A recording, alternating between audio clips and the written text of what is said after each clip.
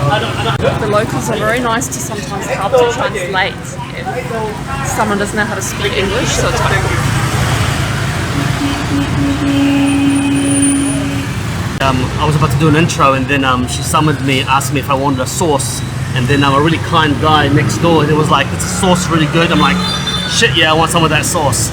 So anyway, we are here at Bánh xèo Nga.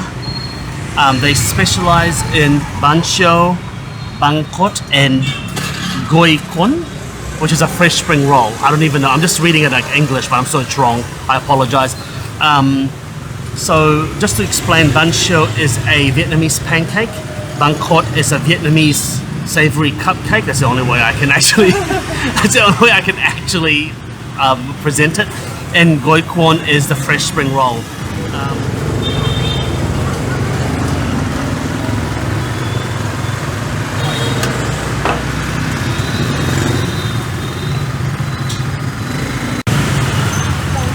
We are having a fresh spring roll. If you don't know what it is a spring roll that is not cooked, like it's not deep fried. It's got usually coriander in it. This looks like chives sticking out here. Yeah, it looks like like a chivy type of thing. And there's usually vermicelli noodles, and this one has prawn and it looks like pork. It's quite hard actually. It also comes with a dipping sauce. Usually this is like a hoisin-y garlic thing, but I'm gonna try it.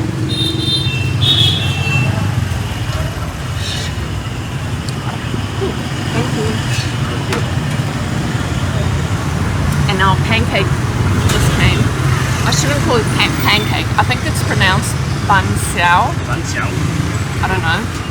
I'm just making it up as well.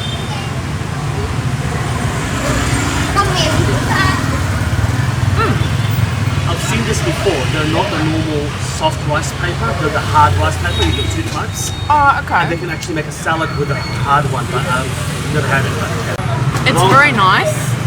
It's especially nice to have it on a hot day like today. Yeah, it's good. Very tasty. Dipping sauce is great. There's also a lot of herbs in here. So there's it tastes like it's very minty, and yeah, very good. Love it. Alright, now we have bánh xèo pancake. Look at how awesome it looks. Oh my god. Okay. If I'm speaking extremely enthusiastically, it's two reasons. I'm hungry and I've had too much coffee.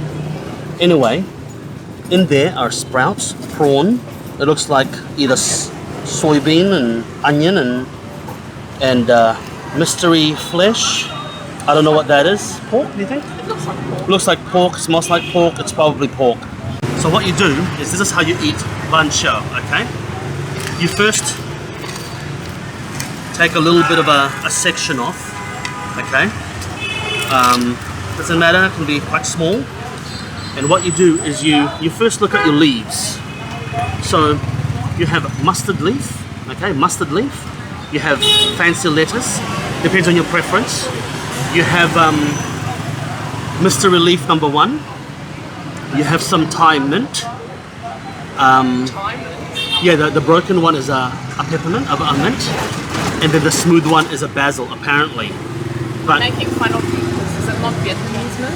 oh, sorry, Vietnamese mint, sorry, or Thai, or one of those things. Same but different, as a Vietnamese would say. And then what you do is you do this. So you first get a piece of leaf, okay? And you put your Favorite herbs. Your favorite herbs. And then some of them are quite strong. So for this one, for example, I'll just put in half. And then what you do is you make a little roll. Make a little roll, and you make a little Vietnamese burrito, okay? And you dip.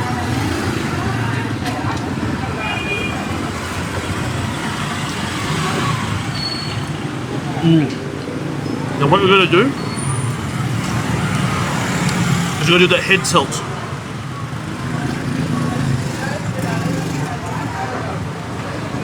So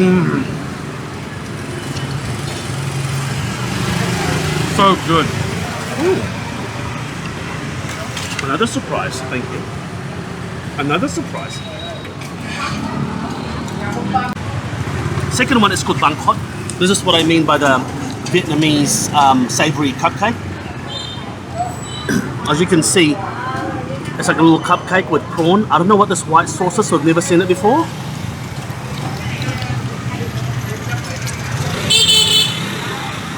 Coconut cream. Coconut cream, that's really interesting. So, I'm going to do the same. I'm going to get my leaf, okay?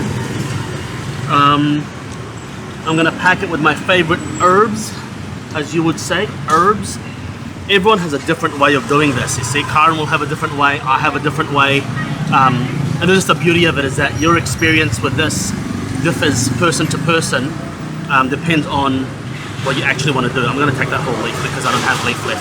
So, I'm going to put a little bit of lettuce, okay. And then I'm going to take a piece, okay.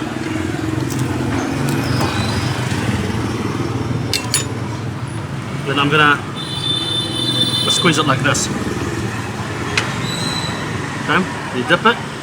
I try to get some of that pickled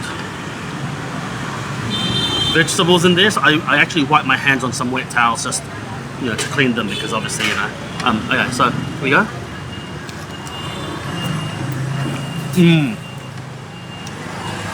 So good. Crunchy. The prawn is, you don't even have to shell the prawn, it's just crunchy, you can eat it straight up. And so savory. The coconut, so that's dinner. Dinner doesn't like being bothered. So the coconut cream adds an extra slight sweetness to it, which is really nice. But what I'm going to do is actually I'm going to dip this on the... No, fine. Okay. Fine, I'm not to improvise. No, what's going to happen is you're going to use all that sauce and there's going to be none left for the spring roll. That's true. Every time. Every time. It's being irrational. So anyway, so that's how you eat Bánh Khọt and Bánh xèo. Herbs, a little Vietnamese burrito. Now, I'm gonna eat mine with you. Okay, so I'm gonna now review this one here and show you.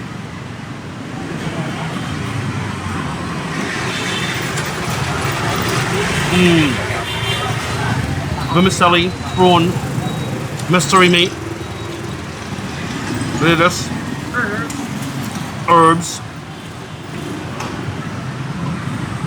Absolutely delicious. Absolutely delicious. You just get that whiff of prawn. I did. I don't know where it's from, but I did. Fantastic. I'm still chewing my spring roll. Yeah. Yeah, this one and this one together. This But one do and this one. you also Yeah. do this? Yes, Yeah. you can roll together and and dip. take this one Okay. and this one For this one one. together. Yes. Yeah. Okay. It's made from fish. Yes. Fish. Fish sauce, Yes. lime. And it's made from soybean. Soybean. Okay. Yeah. All right. Thank you. Yeah. Okay. Thank you very much. It's always good to get local advice. That's the thing about food. I remember watching. Sorry, I'm eating. I remember watching Anthony Bourdain's piece on Singapore with the chicken rice, and how you get the what do you get with it? You get the chili mixture, Yeah. and there's something else you get with it. I forget. Yeah. And how locals like always have an opinion on how you should eat it, which I actually freaking love, because obviously our knowledge is quite limited on, we don't claim to be experts in anything, so we're always happy to learn. So I love that guy wants to come over and tell us like how he thinks we should eat it, because Yeah, it's just awesome. Oh wait, I'm eating this one, not that one. Okay, so I made all my herb stack. I had the lettuce and all these leaves. Henwood's eating while filming me, but he can't multitask, so that will be interesting.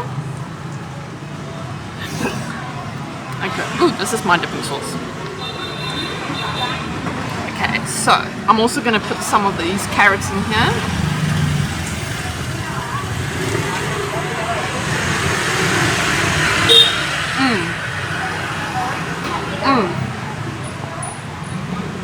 I'd like to say, this is not the first time we had Bánh Khọt on this trip. This is the third time, but I reckon this is the best one by far. Like, By far. the batter is quite, the batter isn't very intensely flavored, but the last ones we had wasn't seasoned very well. This is seasoned very well. The prawn is super crunchy and easy to eat. The other ones also had the whole prawns that's deep fried that you're supposed to eat with the shell on, but it wasn't, I don't think it was cooked hot enough, because I actually had to end up shelling them because It was so it wasn't crunchy enough. Yeah. I think maybe the oil they fried it in wasn't hot enough or something like that. But this is, and the coconut, this is the first time we get the coconut cream sauce on top. And in my opinion, it definitely adds another element to it, which makes it a bit better. So, yeah.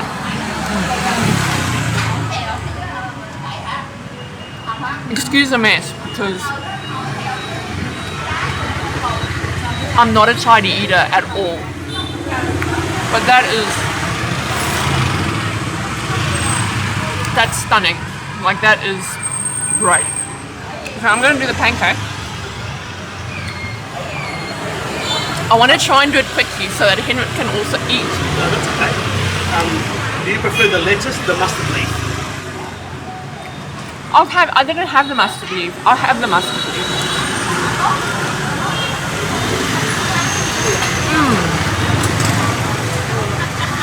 I ate a piece of onion somewhere.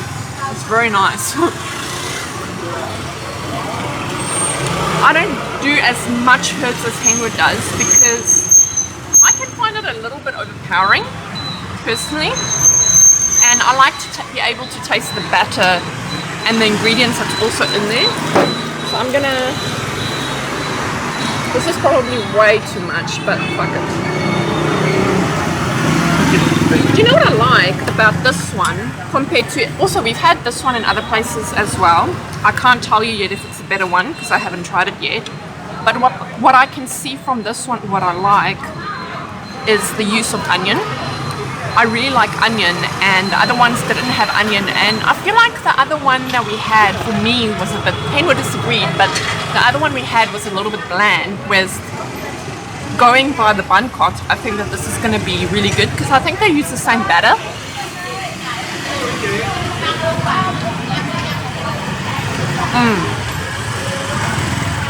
Not only does it taste better to me,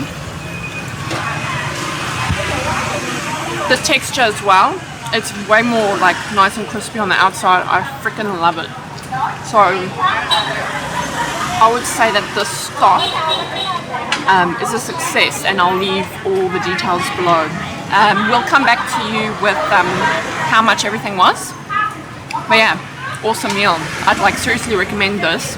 It's a cool spot. It's so busy on this road. There's so much going on. So people watching, having the locals come and talk to you. We actually filmed unknowingly. We came here and we filmed another video next door with the fish soup, and everyone was so friendly. So I don't know if it's just this street or this area, but everyone is super nice here, and we feel very welcome. So it's awesome. Yum. Yum. So we've just demolished everything. There's no evidence left of a crumb. This whole meal only cost us, I almost feel bad about it because it was so freaking good. It was 130,000 dong, Vietnamese dong. So the bánh xèo was 60. The Bánh Khọt was 50.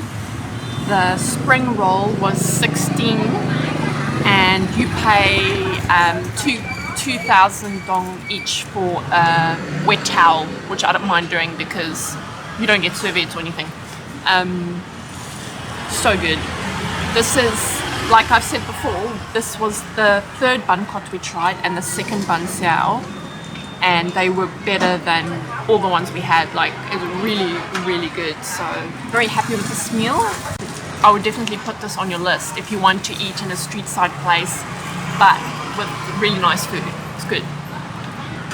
And let me mention the apartments here. It's a bit of a landmark, the old American. Yeah, apparently this area was owned by an American soldier before. No, American military. American military. Oh. The soldiers' families. Oh, okay. So the soldiers' families live there. Yeah, they apparently the Vietnamese government, I think, took it back, and it's quite like very characterful compared to. It's very mismatched and show.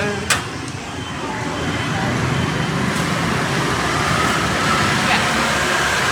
So it's quite a cool spot to sit and have a meal. We've actually eaten now at 3 restaurants in this area. This is District 3. Yeah, and it's quite cool. Like, I would say check it out.